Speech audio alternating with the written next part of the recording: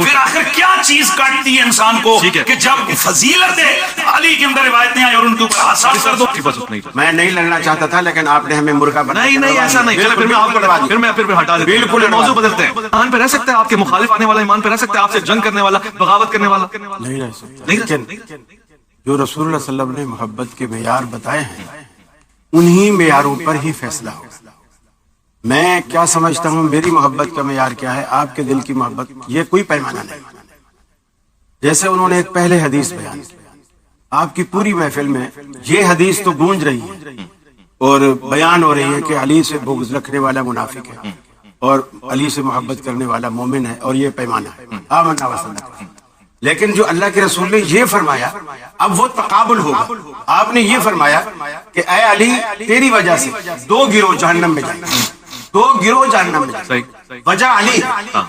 وہ تو کہہ رہے ہیں کہ علی پوچھے گا, علی سے اللہ پوچھے گا اس جنت میں بھیجوں کہ نہیں بھیجوں. یہاں اللہ کے رسول نے فرمایا علی تیری وجہ سے 2 گروہ جہنم میں جائیں, جنت میں نہیں جہنم میں جائیں. فرمایا ایک تیری دشمنی میں, یعنی وہی جو نفرت, وہی بغاوت, ایک تیری دشمنی میں اور ایک تیری محبت میں غلو کی وجہ سے. یہ بات ہو گئی. اب عیسیٰ علیہ السلام کو کیا دنیا میں بریلوی, دیوبندی, اہل حدیث, شیعہ, کوئی بھی مسلمان کہلانے والا حضرت عیسیٰ علیہ السلام کو ہم نہیں مانتے, لیکن عیسائی کہتے ہیں مسلمان مانتے ہی نہیں. ہم مانتے ہیں, مسلمان نہیں مانتے. کیوں؟ جیسا وہ مانتے ہیں ہم ویسا نہیں مانتے. وہ کہتے ہیں اللہ کا بیٹا کہو گے تو ہاں عیسیٰ کو مانا.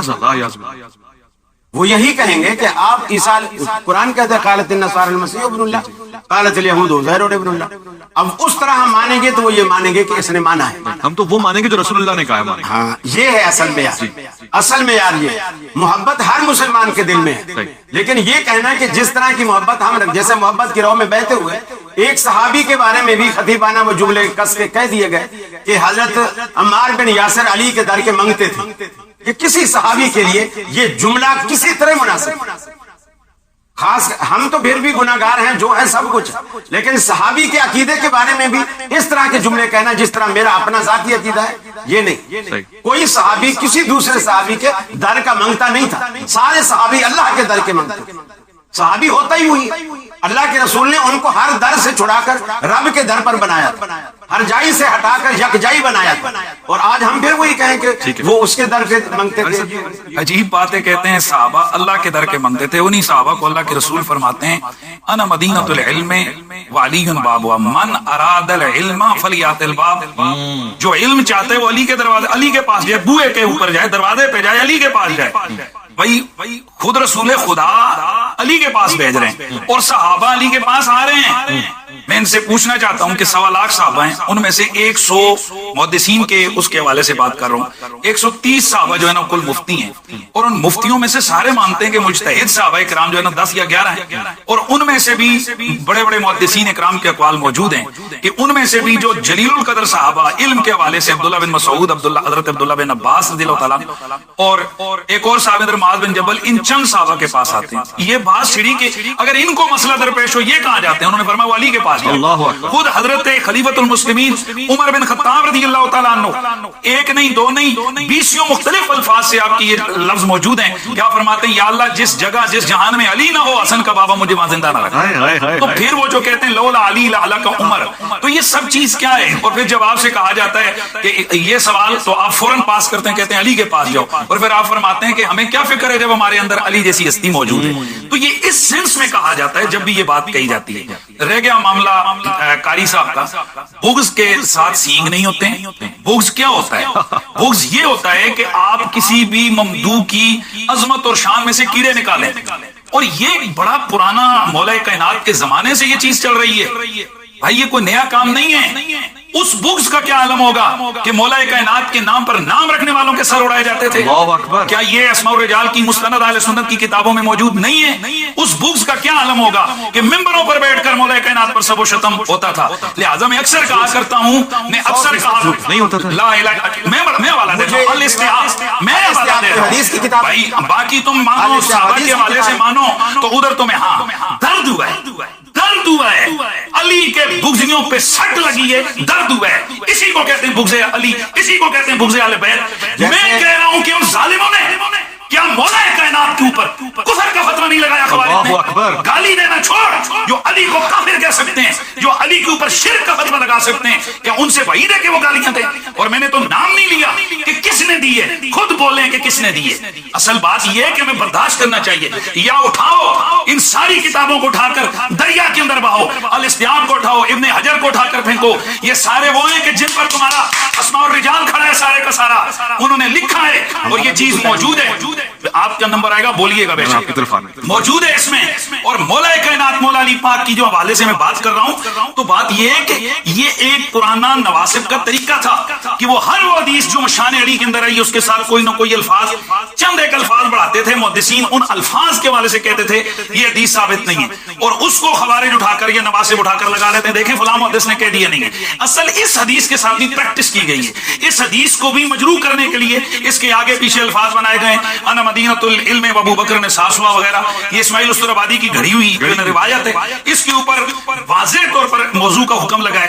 ये जो रिवायत हम पढ़ रहे हैं, अना मदीनतुल इल्म वाली बाबुआ, इमाम हाकिम रहमतुल्लाह तआला अल मुस्तदरक के अंदर ये रिवायत लेकर आए, इमाम तिरमिज़ी ये रिवायत लेकर आए, और लिसानुल मीज़ान के अंदर इसी तरह के जो लोगों के एतराज थे, इमाम इब्ने हजर अस्कलानी, जिसके सबकी जुबान पर अस्कलानी होता है, इमाम इब्ने हजर अस्कलानी ये रिवायत देखकर उन लोगों का तहक्कुम करते हुए जिन्होंने इस रिवायत के लिए कहा ला अस्ल लहू, आप फरमाते हैं ये जुर्रत है कि इस हदीस के लिए कहा जाए ला अस्ल लहू बल लहू अस्लुन साबितुन, इस हदीस की असल है, साबित है। और फिर आगे बढ़िए, काजी शौकानी जो गैर मुकल्लिदीन के बुजुर्ग हैं, वो फायदुल मजमूअ के अंदर लिखा हुआ है, वो फरमाते हैं हादल हदीस हसनुल लिगैरी, ये हदीस हसन लिगैरी है, कई तुर्क से ये आई हुई है। इमाम ज़करिया अंसारी, इमाम बदरुद्दीन ज़रकशी, इमाम जलालुद्दीन सयूती लिखते हैं ये हदीस सही है।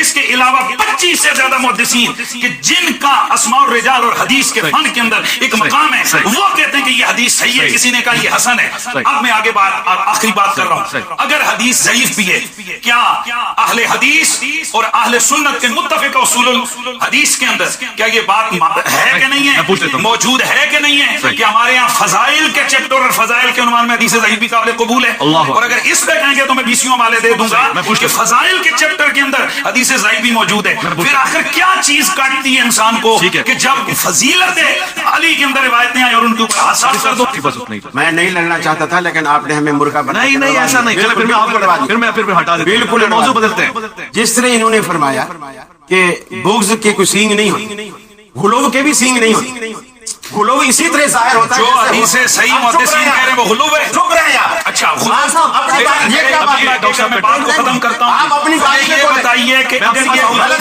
दीन है, बिल्कुल गलत बात। सीन है, ये हदीस में आधा घंटा बात करके मेरे 2 मिनट भी बर्दाश्त नहीं होगा। आप कंटिन्यू करें। ठीक है, आप अपनी बात बारी भी कीजिए, आपकी बात करें। जिस तरह पानी पी ले। जिस तरह बुग़्ज़ के सींग नहीं होते, गुलोब के भी सींग नहीं होते, ये जुमला बिल्कुल और गुलोब इसी तरह जाहिर होता है। जिस तरह आपको हमें बुग़्ज़ नजर आता है, हमें भी गुलोब इसी तरह आप में नजर आता है। सिर्फ मुझे नहीं, आपकी पूरी जमात को नजर आता है।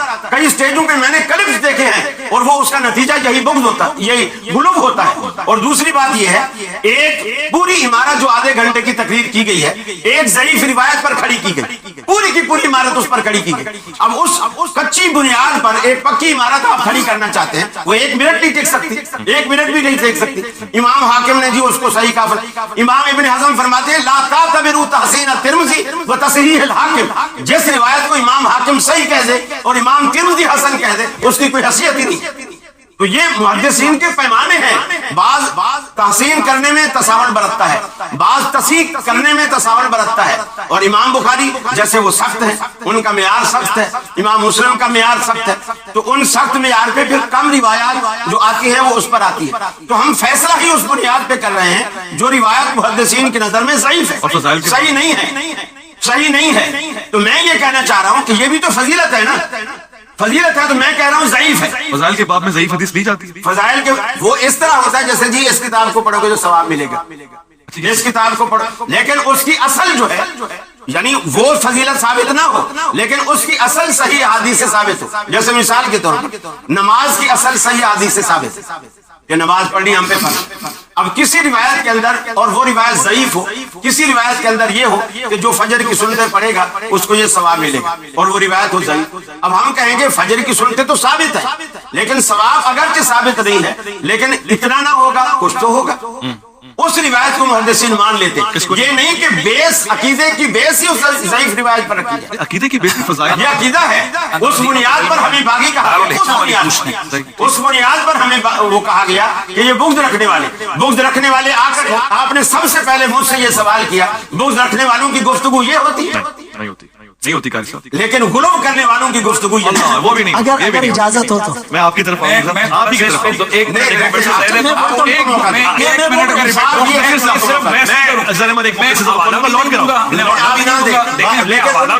भाई आप लोग ना, मैं हवाला भी नहीं दूंगा, मैं शॉर्ट सा रिबेटल दूंगा ले लूं। उसके बाद बात ये है कि कारी साहब ने ये कहा है कि ये हुलूफ, इसमें इनको हुलूफ नजर आए।